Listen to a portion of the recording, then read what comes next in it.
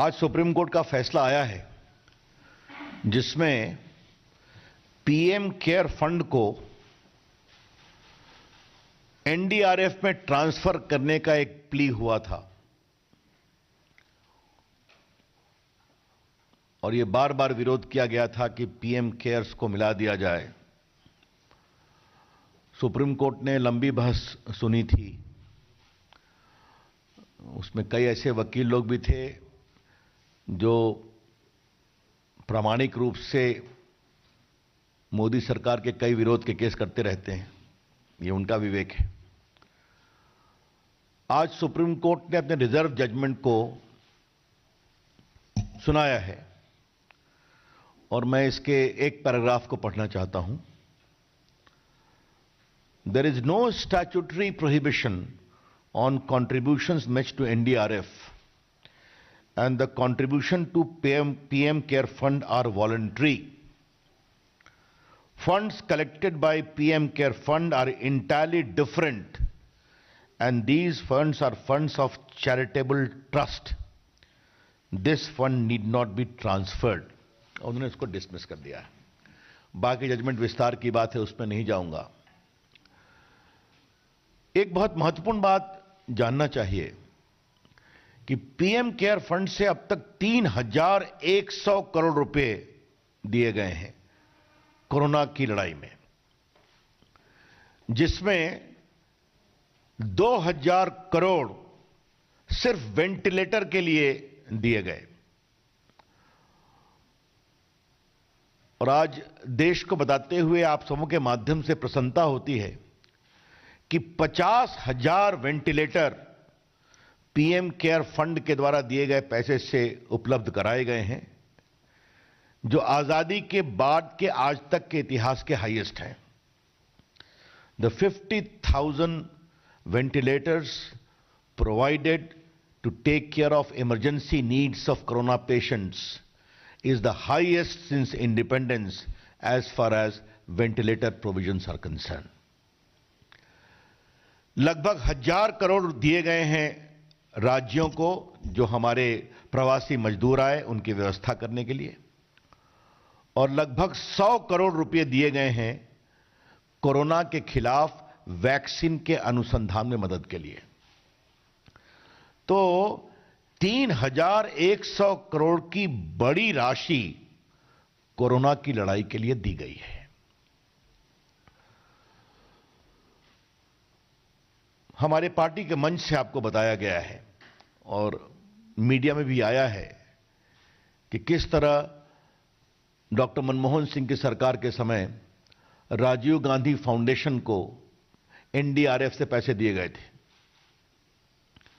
आज मैं उसको दोहराऊंगा नहीं। और आपने यह भी सुना होगा कैसे 100 करोड़ रुपया बजट के प्रोविजन में भी किया गया था राजीव गांधी फाउंडेशन के लिए। राजीव गांधी फाउंडेशन एक फैमिली फाउंडेशन था, आपको पता है। और आपने यह भी सुना होगा कि राजीव गांधी फाउंडेशन को चीन के एम्बेसी से और चीन की कम्युनिस्ट पार्टी से भी मदद मिली थी। यह चर्चा यहां से हमारे प्रवक्ता मित्र कई बार कर चुके हैं। और आपको यह भी मालूम होगा कि राजीव गांधी फाउंडेशन ने जो अपनी रिपोर्ट बनाई थी, उस रिपोर्ट में यह भी कहा था कि भारत चीन के रिश्तों को सुधारने के लिए भारत का बाजार चीन के लिए खोलना जरूरी है। You would recall that on behalf of the party we have shown the report of the Rajiv Gandhi Foundation whereby a special study was done which inter alia recommended that Indian markets needs to be opened for Chinese products to make the relationship more stronger. तो Rajiv Gandhi foundation को कहां से किससे क्या क्या मदद मिली है ये आप सभी जानते हैं। एक बात तो मुझे आपको बताना है जो समझना बहुत जरूरी है कि जो पीएम केयर फंड है ये एक रजिस्टर्ड पब्लिक ट्रस्ट है, रजिस्टर्ड पब्लिक ट्रस्ट। और जो आपके prime minister national relief fund है जिसे कहते हैं पीएमएनआरएफ, ये 1948 में बनाया गया था by an oral observation of the then prime minister. ये पीएमएनआरएफ जो 1948 में बना था, ये जो हमारे रिफ्यूजी आ रहे थे पाकिस्तान से, उनकी आवश्यकताओं के लिए, या कोई कभी अर्थक्वेक आ जाए या बाकी आ जाए, इसके लिए था। जबकि ये जो पीएम केयर्स है, ये एक रजिस्टर्ड पब्लिक ट्रस्ट है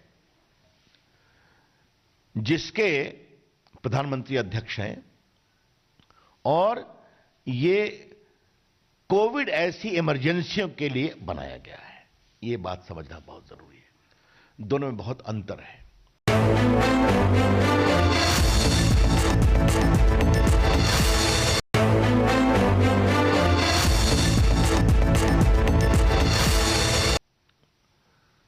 अब मुझे आपको बताते हुए कभी कभी आश्चर्य भी लगता है, मैं नाम तो नहीं लूंगा, कि ये जो पीएमएनआरएफ है, इसके एक कांग्रेस के बहुत सक्रिय सीए जो मंत्री भी थे, थ्रू आउट सीए वही रहे। अब ये भी आप समझ सकते हैं, और इससे अधिक बोलने की आवश्यकता नहीं है। Transparency is writ large in the PM cares fund, both in terms of legal requirement and both in terms of transparent management of funds received on a voluntary basis. इसमें पूरे फंड वॉलंटरी रूप से आते हैं। तो आज हमारी सरकार के 6 साल पूरे हो गए, हम 7वें साल में हैं, और बहुत गर्व के साथ हम कहना चाहते हैं, और पिछले 6 साल से मैं अपनी सरकार में मंत्री हूं, प्रधानमंत्री के निर्देश पर हमारी सरकार ईमानदारी से काम करती है, और अभी तक एक भी भ्रष्टाचार के आरोप लगाने की किसी को तथ्यों के साथ हिम्मत नहीं हुई। अब बाकी कुछ लोग अपना बोलते रहते हैं, तो छोड़िए, उसके बारे में क्या कहना है। नरेंद्र मोदी की सरकार ईमानदारी से काम करती है, इसे जनता का आशीर्वाद मिलता है, और वही ईमानदारी पीएम केयर फंड में भी दिखाई पड़ती है। तो चूंकि ये बहुत दिनों से चल रहा था, कई हाई कोर्ट में केस फाइल करवाए गए पीएम केयर फंड के खिलाफ, सुप्रीम कोर्ट में केस फाइल करवाए गए। इसके पीछे राहुल गांधी की टिप्पणी होती थी, परिवार के लोगों की टिप्पणी होती थी, और बहस करने वाले और पिटिशनर भी वही थे जिनका सरकार से विरोध रहता है। तो आज ये निर्णय आया, तो मुझे लगा कि आपके सामने इसको रखना चाहिए पार्टी की ओर से। इसी से जुड़ा एक दूसरा महत्वपूर्ण विषय, और ये बात हम बड़ी जिम्मेदारी से कहना चाहते हैं, कि कोरोना एक बहुत बड़ा अभिशाप है, भारत ही नहीं दुनिया भर में। इसकी दवा जल्दी आ जाए, हम सब की कोशिश है, दुआ तो है ही है। और जिस तरह से भारत ने प्रधानमंत्री की अगुवाई में कोरोना के खिलाफ जंग लड़ी है, तो जहां लोग एफ्लिक्टेड हुए हैं, तो रिकवरी रेट है 70% प्लस। इस बात को समझा जाए। और कोई भी मृत्यु होती है तो दुर्भाग्यपूर्ण है, लेकिन हमारा जो मृत्यु दर है वो भी तुलनात्मक दृष्टिकोण से बहुत कम है, अगर आप पूरे मृत्यु दर को देखेंगे। राहुल गांधी ने एक पहले दिन से देश की एकता को कमजोर करने की कोशिश की है कोरोना के खिलाफ लड़ाई में। याद करिए, प्रधानमंत्री जी ने कहा था कि देश के doctor, nurses, paramedic staff, ambulance driver, सफाई कर्मचारी, पुलिस, मीडिया, इनके पक्ष में ताली बजाया जाए। याद होगा आपको, हेलीकॉप्टर से फूल बरसाए गए नर्सेस पर, डॉक्टर्स पर। राहुल गांधी ने मजाक बनाया उसका कि ताली बजाने से क्या होगा। और आज पूरी दुनिया डॉक्टरों के पक्ष में सम्मान से ताली बजा रही है, जिसकी शुरुआत प्रधानमंत्री जी ने की थी। जब लॉकडाउन आया तो राहुल गांधी ने क्या कहा, लॉकडाउन से क्या होगा। उनकी बात उनकी सरकार चाहे पंजाब में है या राजस्थान में नहीं सुनती थी। वहां तो लॉकडाउन पहले ही कर दिया गया था, कर्फ्यू भी किया गया था। जब प्रधानमंत्री जी ने कहा कि पूरा देश देश में आशा के लिए दिया जलाए, मोमबत्ती जलाए, तो पूरे भारत ने दिया जलाया, आशा का दिया, संघर्ष, संकल्प और ऊर्जा का दिया। गरीब ने अपनी झोपड़ी में भी जलाया। राहुल गांधी ने क्या कहा, यह दिया जलाने से क्या होगा? जो आईसीएमआर काम कर रहा था उस पर भी टिप्पणी करना। अब मैं बार बार उन चीजों को मैं रिपीट नहीं करूंगा। और पीएम केयर फंड पर भी हमला करना। तो राहुल गांधी ने एक भी कसर नहीं छोड़ी और कांग्रेस पार्टी ने जो कोरोना के खिलाफ लड़ाई को कमजोर किया जाए, राष्ट्रीय संकल्प को। आई रिग्रेट टू से, in view of the conduct of Mr. Rahul Gandhi, right from day one, he never spared any opportunity to weaken the national resolve in the fight against corona. और ये बात मैं आपसे इसलिए कहना चाहता हूं कि बहुत सी पार्टियां जो कांग्रेस पार्टी के साथ हैं, उनके नेताओं ने भी डॉक्टर, नर्सेस के पक्ष में ताली बजाई और दीपक भी जलाया था। तो आज जब पीएम केयर्स फंड पर यह फैसला आया है, तो उनके द्वारा एक प्रायोजित षड्यंत्र का सुप्रीम कोर्ट ने बिल्कुल निरस्त किया है उसको। और यह बिल्कुल ट्रांसपेरेंट फंड है पीएम केयर्स का। इसकी ईमानदारी से कार्रवाई हो रही है, पारदर्शी तरीके से इसका निवेश हो रहा है।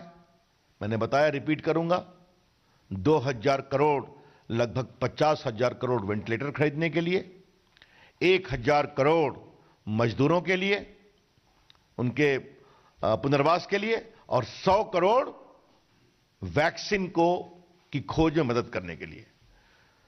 तो जो वॉलंटरी बेसिस पर पीएम केयर्स में लोग डोनेशन दे रहे हैं अपनी इच्छा से, उसका सदुपयोग हो रहा है। और जब सुप्रीम कोर्ट ने मोहर लगाई है, तो मुझे लगा कि आज पार्टी की ओर से हम ये चर्चा करें, आपको बताएं, और किस तरह से कांग्रेस पार्टी और विशेष रूप से राहुल गांधी के द्वारा राष्ट्रीय संकल्प को कमजोर करने की कोशिश की गई, जो कोरोना के समय सबसे अधिक आवश्यक थी, उसकी भी चर्चा करना जरूरी है।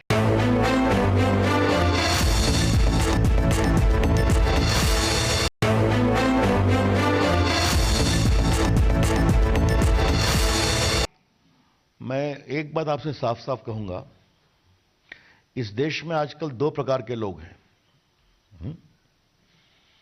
एक जो आरटीआई के बड़े समर्थक थे कि मंत्री के रूप में मैं फाइल में क्या लिखता हूं यह भी उनको मिलना चाहिए, आजकल वो राइट ऑफ प्राइवेसी के बहुत बड़े समर्थक हो गए। हाँ, तो ये दोनों कहानी चलती है।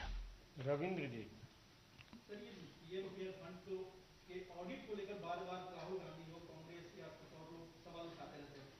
आखिर ऑडिट को लेकर क्या समस्या है? कोई समस्या नहीं, ऑडिट होगा। ये तो वेबसाइट पर है सब कुछ। मैंने कितना खर्चा किया गया पूरा बता दिया आपको। वेबसाइट पर जाइए, ऑडिट भी होगा, जो आपको वहां पर बाकी राशि क्या हुई मिलेगी। ये नरेंद्र मोदी की सरकार है।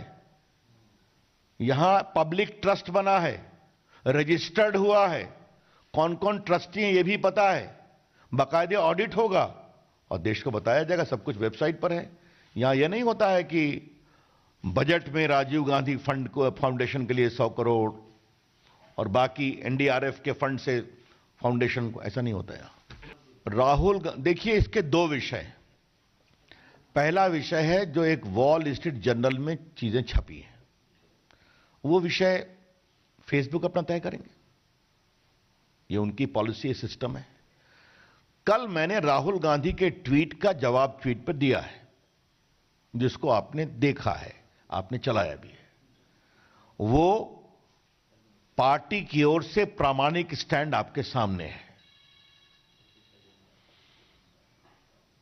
जहां तक बाकी सवाल है, पार्टी के आईटी विभाग की ओर से बताया गया किस तरह 700 पेजेस जो बीजेपी के समर्थक के थे उसको हटा दिए गए फेसबुक के उस पर से, आपको मालूम है।